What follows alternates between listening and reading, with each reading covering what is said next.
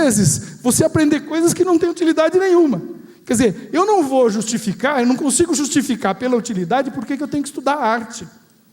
Agora, é um componente absolutamente fundamental da construção da visão de mundo, da sensibilidade, ou seja, num sentido de formação mais ampla do ser humano, absolutamente essencial. Agora, de toda maneira, dadas as reiteradas respostas que a gente tem, nós temos que ter a capacidade, nem que seja de justificar para o jovem que ele tem que estudar arte, porque isso faz parte da formação de aprender a ver o belo, mas nós temos que justificar por que determinados componentes curriculares estão no currículo. Ou seja, é muito forte nas pesquisas que se tem sobre ensino médio essa pergunta: para que serve? Quer dizer, tem uma desconexão entre o que a escola faz, eventualmente é do jeito que faz, mas nós temos que enfrentar esse desafio com o que é a demanda, o que é a preocupação do jovem. Talvez aí o meio tenha um sentido. E, de outro lado, a questão da relação com o trabalho, tá certo? Ou seja, nós temos que enfrentar, do ponto de vista curricular, quer dizer, esse desafio curricular, também pensando como é que isso se articula com o trabalho. Ou seja, como é que nós vamos fazer esta formação geral com essa formação para o trabalho. E, por último, eu queria concluir, aqui acabou, chamando a atenção, então, que existe um desafio, no caso do ensino médio, que, do meu ponto de vista, tem duas pernas. De um lado, que diz respeito ao acesso, ou seja, nós pensarmos políticas para cada um daqueles grupos que estão fora do ensino médio, quando deveriam estar lá. Isso significa enfrentar, de um lado, o tema da reprovação no ensino fundamental, porque é um mecanismo de exclusão, e nós temos que compreender mais aquele jovem que poderia estar no ensino médio e não está. Não está por várias razões. Uma delas pode ser trabalho, mas em geral não é. Em geral é porque ele não vê sentido em continuar lá. E nós temos que transformar, compreender esse jovem para conseguir formular políticas que façam sentido para ele. E provavelmente uma parte desse desafio é curricular. É a gente pensar o currículo do ensino médio de outra maneira. Certamente não enfatizando as caixinhas que são disciplinas. Espero que a gente possa debater um pouco sobre isso. Muito obrigado.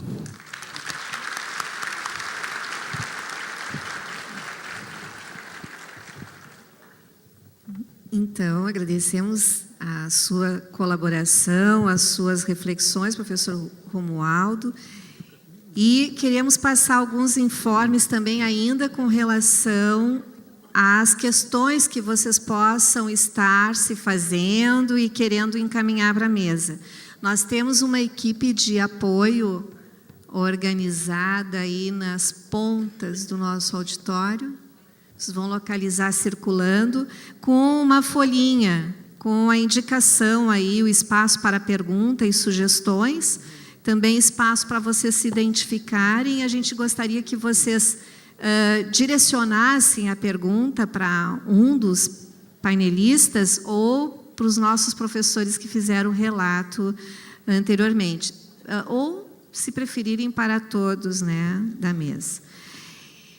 De imediato, a gente quer, então, também dar o destaque aqui para a presença de pessoas da SEDUC, a equipe de assessoria que está aqui presente, também a presença de vários assessores do ensino médio das diferentes coordenadorias estão por aqui, coordenadores de CRES também aqui presente conosco, e na sequência desse debate, nós queremos passar a palavra, então, para a professora Maria de Guadalupe, que tem uma experiência larga com toda a educação básica.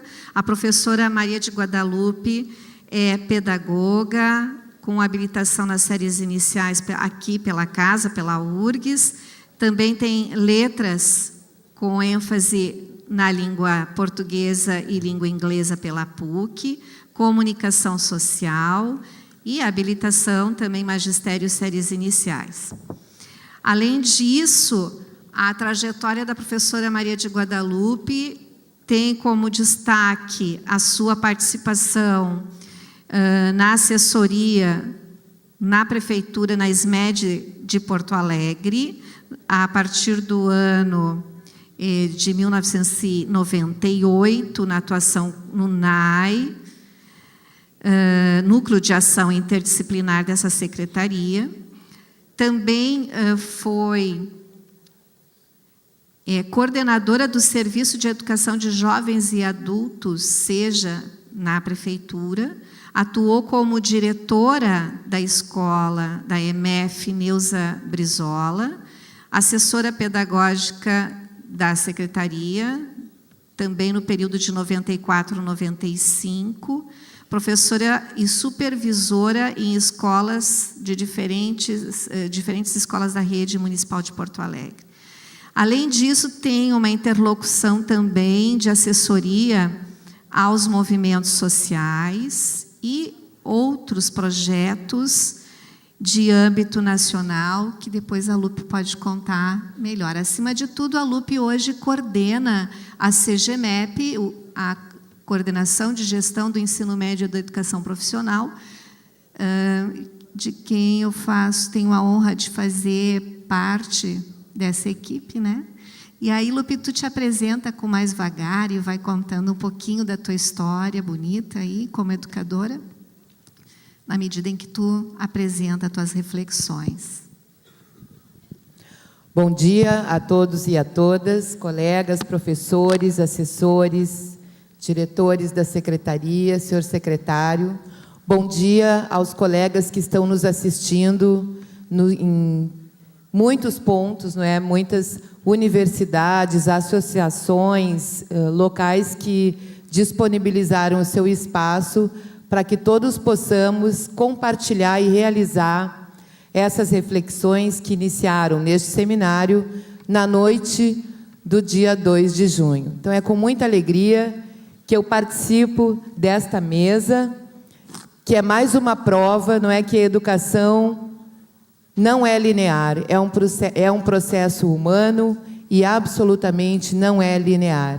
Nós iniciamos com um belíssimo relato da Daniela e do Juliano de uma prática que foi já apresentada pela Daniele, que não é uma receita de bolo, então já inicialmente uma professora já se colocando numa outra perspectiva, que é a perspectiva buscada por todos nós, né? Não existe padrão, um único jeito de fazer.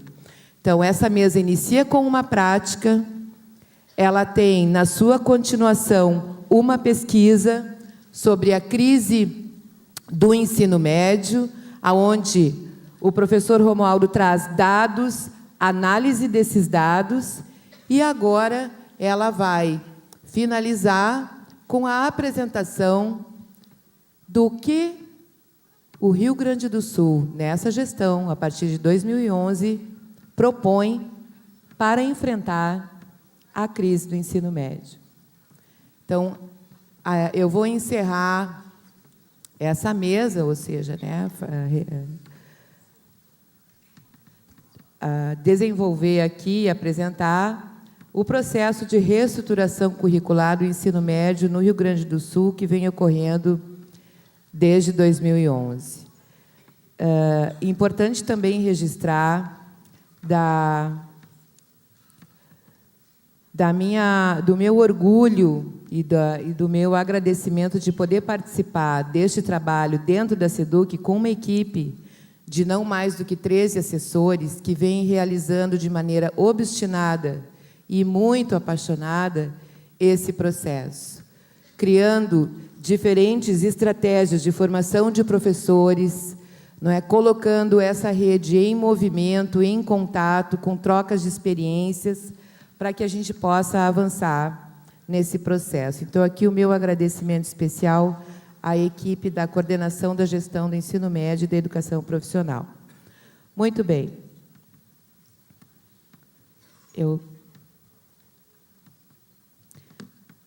No ano de 2011, nós iniciamos o processo de um grande debate sobre o ensino médio a partir da apresentação da proposta do ensino médio politécnico.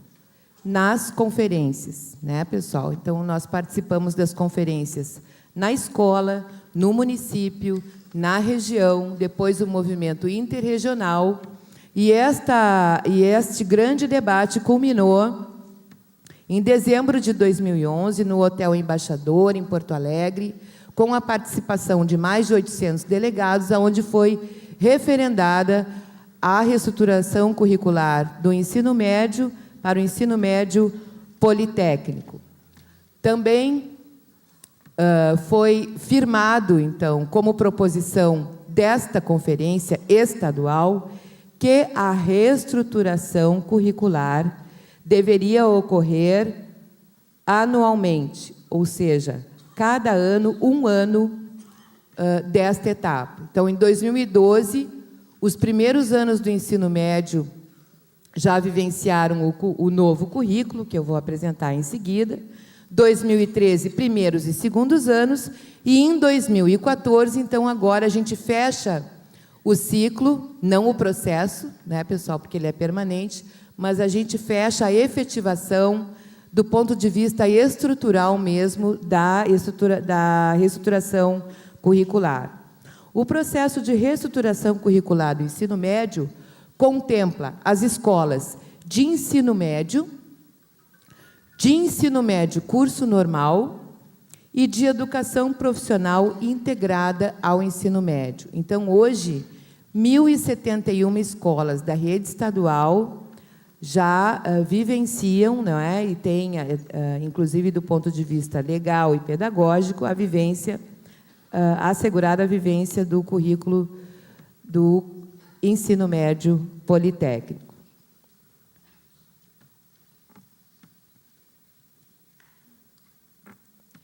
Eu trouxe alguns dados, o professor já desenvolveu com muita profundidade, só para a gente ter um panorama, pessoal, do Rio Grande do Sul. Esses dados, a fonte é o INEP, né? Então, o Censo Escolar da Educação Básica de 2013. Este quadro mostra matrículas de 15 a 17 anos. Tá? Então, esse quadro não está mostrando as matrículas de 18 a 24, que no Rio Grande do Sul estão no entorno de 66 mil, né? Para além dessa faixa, fica piscando aqui, né, professor? Então, eu só quero mostrar este panorama para vocês, aonde estão os jovens de 15 a 17 anos no ensino médio no Rio Grande do Sul. Então, ali, 6 a 14 anos, evidente, pessoal, que são estudantes de 14 anos, certo? Que ali é a faixa que está colocada. Nós temos, na rede estadual, 28.430 estudantes que entraram no ensino médio com 14 anos e 246.966 estudantes na faixa de 15 a 17 anos. No Rio Grande do Sul, 84,7% dos alunos de 15 a 17 anos estão na rede estadual. Como já foi colocado pelo professor, não é? As redes estaduais são as grandes responsáveis pela grande expansão da oferta do ensino médio. E ali as matrículas, tá? Retomando, essa realidade é do Rio Grande do Sul. Não preciso nem ficar desenvolvendo dados aqui, mas só para a gente ter uma ideia de onde estão localizadas as matrículas. Além daqueles 246.966 jovens, nós temos de 18 a 24 anos matriculados no ensino médio politécnico em torno de 50 mil estudantes, tá? Para além daquele número ali, que já foi muito bem colocado pelo professor, não é? Resultado da distorção idade de ano escolar, que é um dos principais desafios que nós temos que enfrentar. E também nós temos essa faixa de 18 a 24 anos, os alunos matriculados no EJA, né? Na Educação de Jovens e Adultos, Ensino Médio.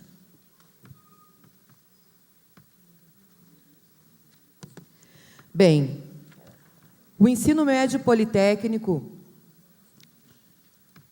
que tem o seu início no ano de 2012, o início na escola, na vivência na escola, tem como princípios orientadores a relação parte-totalidade, o reconhecimento dos saberes, a relação teoria-prática, a interdisciplinaridade, a avaliação emancipatória e a pesquisa. O relato, a prática apresentada aqui pela Daniela e pelo Juliano, já expressam, mesmo que eles não tenham, digamos assim, abordado a avaliação, o processo de avaliação, não é? Todas as escolas realizam hoje uma avaliação na perspectiva emancipatória, depois eu entro nesse aspecto, mas a gente tem certeza que eles conseguiram deixar claro de que forma o conhecimento, a organização interdisciplinar é feita, é realizada, e da onde os estudos e as pesquisas dos estudantes surgem. Portanto, esses princípios orientadores, no seu conjunto, eles são a expressão da politecnia, deste conceito, que é um conceito fundante e base para o ensino médio politécnico. Lá no início das discussões, dessa construção, dos debates, quem participou desde o início lembra muito bem a polêmica que gerou este termo, não é? Este conceito. Inclusive, nós ouvíamos na mídia e também em outros campos a ideia de que politecnia era preparar mão de obra barata para o mercado. Bom, hoje a gente não ouve mais esse tipo de argumento, porque realmente o processo também assegurou um aprofundado debate e apropriação a respeito desse conceito. A gente percebe com muito contentamento que as pessoas assumem esse conceito com orgulho, inclusive. A politecnia é um conceito que dialoga diretamente com as diretrizes curriculares nacionais para o ensino médio, está colocada no texto da Resolução 2 de janeiro de 2012, bem como nas diretrizes curriculares nacionais para a educação básica. A politecnia significa, numa forma bastante sintética, a formação integral do sujeito. Ou seja, a educação intelectual, educação do corpo e a educação tecnológica. Significa conduzir a compreensão dos princípios e fundamentos científicos, das técnicas criadas, com o fim de satisfazer as necessidades humanas nos mais diferentes contextos, tempos e espaços em que essa produção se dá. É a articulação entre trabalho, cultura, ciência e tecnologia. Como eu disse, não é conforme estabelecido nas diretrizes curriculares nacionais, que é um texto que traduz este conceito, ou seja, a busca pela formação humana integral. Isso não significa, aqui estou trazendo também a contribuição, uma citação do professor Paulo Nozella, que politecnia não significa saber fazer um pouco de tudo. Desculpe. Ou conhecer os fundamentos de todos os ramos da tecnologia, e sim saber fazer com excelência algo em sintonia com o próprio talento, e, ao mesmo tempo, saber fazer e poder usufruir dos bens produzidos pela civilização contemporânea.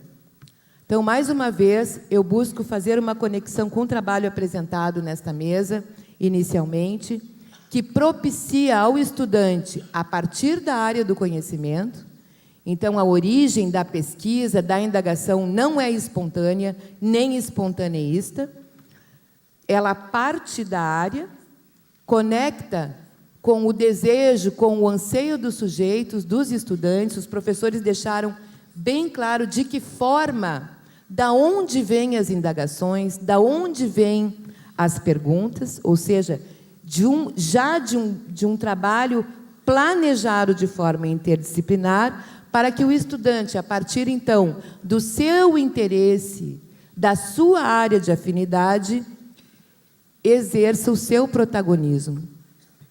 Realize o seu projeto de pesquisa e aprofunde os seus conhecimentos, construa conhecimento a partir da pergunta, que não vem do nada.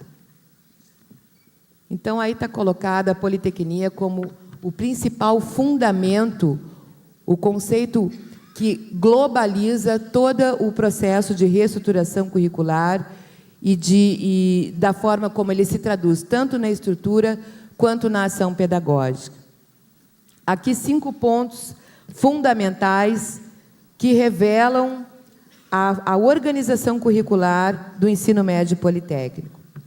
As áreas do conhecimento em diálogo com o mundo e com o mundo do trabalho, a interação com as novas tecnologias, a superação da imobilidade de uma gradiação curricular, da seletividade, da exclusão, que ao longo desse seminário e também de todo o processo de formação continuada que nós vivenciamos na rede, nós todos, esse debate vem sendo intensamente, incansavelmente feito.